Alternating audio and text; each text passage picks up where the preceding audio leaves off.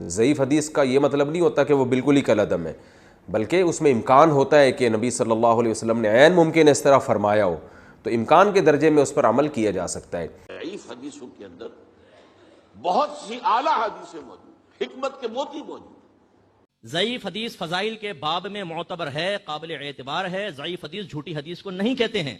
السلام علیکم ورحمۃ اللہ وبرکاتہ، کیسے آپ سب لوگ؟ امید ہے خیریت سے ہوں گے۔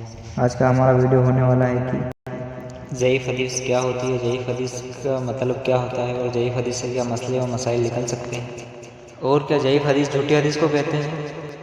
انہی سب سوالوں کے لیے ہم نے مفتی طارق مسعود صاحب، مفتی اکمل صاحب اور ڈاکٹر اسرار احمد صاحب کے ویڈیو کو ایڈ کیا ہے۔ آئیے سب سے پہلے سنتے ہیں ڈاکٹر اسرار احمد صاحب رحمۃ اللہ علیہ کو، ان کا ضعیف حدیث کے بارے میں کیا رائے تھی۔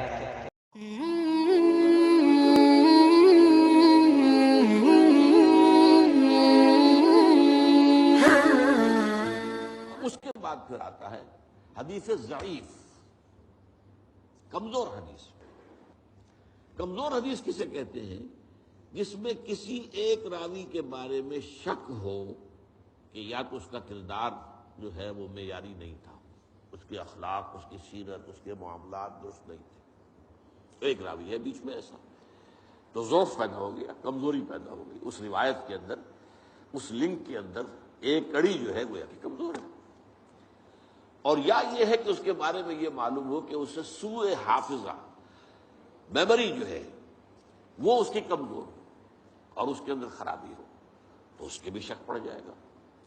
تو اگر کسی ایک کڑی میں بھی ان دو میں سے کوئی ایک وصف پایا جاتا ہو تو وہ حدیث ضعیف کہلائے گی۔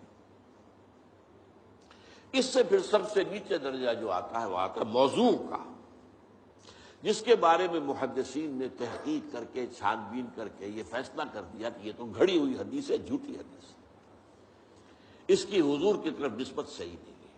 یہ پھر اپنی جگہ پر ان موضوعات کو بھی جمع کر لیا گیا ہے، جتنی حدیثیں وضع کی گئی ہیں کتاب الموضوعات، تو موضوع حدیثوں کو بھی جمع کر لیا گیا، یعنی اس درجے معاملہ کیا گیا ہے نبی اکرم صلی اللہ علیہ وسلم کے اقوال اور افعال اور تقریر کے ضمن میں۔ البتہ اس میں ایک بات میں عرض کروں گا کہ عام طور پر کسی حدیث کے ساتھ لکھ دیا جائے ضعیف، تو آج ہمارا خیال یہ ہوتا ہے کہ اس کو چھوڑو، نہیں، یہ نہیں۔ حدیث ضعیف جو ہے وہ ضعیف روایت میں کسی ایک کڑی کے اندر بھی اگر کوئی ضعف آ گیا تو ضعیف کہلائے گی، لیکن ضعیف حدیثوں کے اندر بہت سی اعلیٰ حدیثیں موجود، حکمت کے موتی موجود، علم اور حکمت کی قیمتی موتی موجود۔ اس کی وجہ کیا ہے؟ دیکھیے، ایک ہے سچ کا سچ ہونا، ایک ہے سچ کا سچ ثابت ہو جانا۔ کتنے سچ ہوتے ہیں جو اپنی جگہ سچ ہے، ان کو ثابت آپ نہیں کر سکتے۔ آپ نے وکلاء سے سنا ہوگا کہ خالص سچ پر کوئی ایک مقدمہ بھی نہیں جیتا جا سکتا، کچھ نہ کچھ جھوٹ اس میں شامل کرنا پڑتا۔ تو سچ کا ثبوت جو ہے وہ آسان کام نہیں ہے۔ اس کا یہ مطلب نہیں جو سچ ثابت نہ ہو سکے وہ جھوٹ ہے، یہ نہیں ہے۔ سچ ثابت نہیں ہو سکا یہ اپنی جگہ بات ہوئی، لیکن پھر کیا اس کو ہم کہیں گے جھوٹ ہے؟ یہ نہیں۔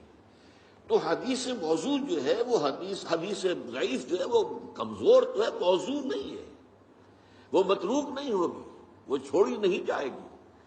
ہاں، اس سے کوئی حکم شرعی نہیں نکلے گا، شریعت کا حکم کسی شے کی حلت، حرمت، فرضیت وغیرہ، یہ حدیث ضعیف سے نہیں ہوگا۔ شریعت کے احکام جو ہیں وہ اس سے بالا تر جو میں نے آپ کے سامنے طبقات رکھے حدیث کے، پھر انہی سے جو ہے شریعت کے احکام کا استنباط ہوگا۔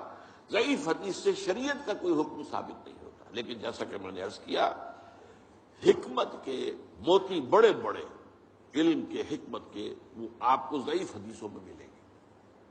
اور یہ تقریباً اجماع ہے امت کا کہ ضعیف احادیث جو ہیں وہ فضائل کے ضمن میں قابل قبول ہیں، جس میں کسی عمل کی فضیلت بیان ہو رہی ہے، اس کے ضمن میں جو ضعیف احادیث ہے وہ قابل قبول ہے، ان کو اختیار کیا جا سکتا ہے۔ ہمارے بہت سے بڑے بڑے مصنفین ائمہ نے ضعیف احادیث کو اپنی کتابوں میں شامل کیا ہے۔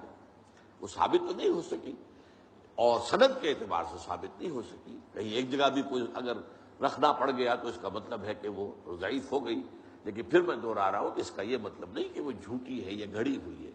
اس کے لیے لفظ موضوع کا، حدیث موضوع وہ گھڑی ہوئی، جس کو کہ محدثین نے سوچ سمجھ کر جو ہے وہ ڈاکٹر اسرار احمد صاحب رحمۃ اللہ علیہ کو سن کے بہت اچھا لگا ہوگا آپ کو. ان کے بارے میں آپ کی کیا رائے ہے کمنٹ باکس میں ضرور بتائیں. آئیے اب سنتے ہیں مفتی اکمل صاحب کو، ان کی ضعیف حدیث کے بارے میں کیا رائے ہے. یہ میرے جو ینگسٹرز بیٹھے ہوئے ہیں، آپ تھوڑا توجہ کیجئے گا کہ جب آپ کسی فضیلت کی کوئی حدیث پیش کرتے ہیں تو آپ کو کہا جائے گا کہ یہ تو ضعیف حدیث ہے. اب ہمیں ضعیف کا مطلب تو پتہ نہیں ہوتا، ہم سمجھتے ہیں کہ یہ کہہ رہا ہے کہ حدیث جھوٹی ہے، بیکار ہے. ہم اپنے علماء کے پاس پہنچ جاتے ہیں کہ جی یہ تو حدیث ضعیف ہے، کوئی ایسی لائیے جو بڑی سخت قسم کی ہو اور بہت صحیح قسم کی وہ بیان کر. جب کوئی آپ سے کہے یہ حدیث ضعیف ہے، آپ اسے ایک کوشچن کریں کہ کس نے بتایا کہ یہ حدیث ضعیف ہے، اللہ نے بتایا یا رسول نے بتایا؟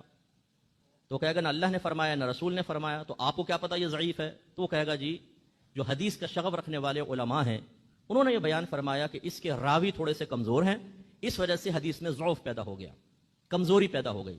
جس حدیث میں تھوڑی کمزوری پیدا ہو جائے اس کو ضعیف کہتے ہیں. پھر آپ ایک اور کوشچن کریں کیا ضعیف حدیث جھوٹی ہوتی ہے؟ جواب ملے گا نہیں، جھوٹی تو نہیں ہے. پھر ایک اور کوشچن کریں کہ کیا ضعیف حدیث فضائل کے سلسلے میں قابل اعتبار ہوتی ہے یا نہیں ہوتی؟ جواب آئے گا ہوتی ہے. جب ہوتی ہے تو پھر کون سی پریشانی ہے؟ ضعیف حدیث فضائل کے باب میں معتبر ہے، قابل اعتبار ہے. ضعیف حدیث جھوٹی حدیث کو نہیں کہتے ہیں.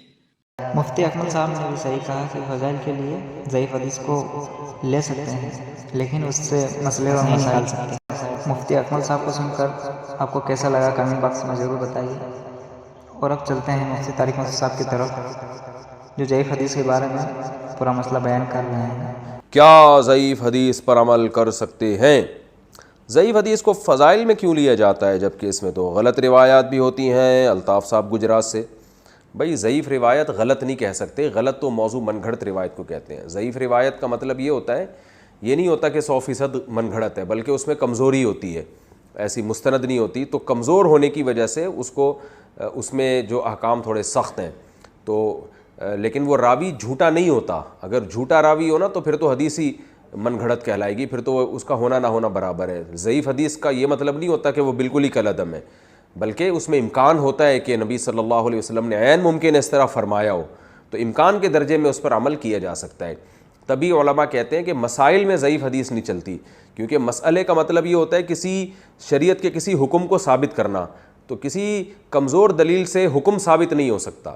البتہ فضائل میں ضعیف حدیث بیان کرنا جائز ہے، کیونکہ فضائل کا مطلب یہ ہوتا ہے کہ صحیح حدیث سے وہ عمل تو پہلے سے ثابت ہے، تو اب اس عمل کی فضیلت یعنی اس کو مزید اس کی ترغیب کے لیے ضعیف حدیث بھی بیان کی جا سکتی ہے.